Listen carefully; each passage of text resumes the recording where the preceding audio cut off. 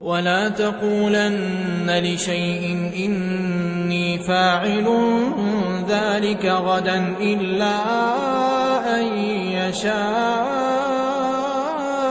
الله. ولا تقولن لشيء إني فاعل ذلك غدا إلا أن يشاء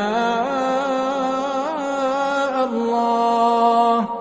واذكر ربك إذا نسيت وقل عسى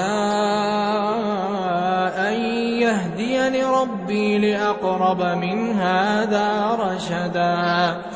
ولبثوا في كهفهم 300 سنين وازدادوا 9.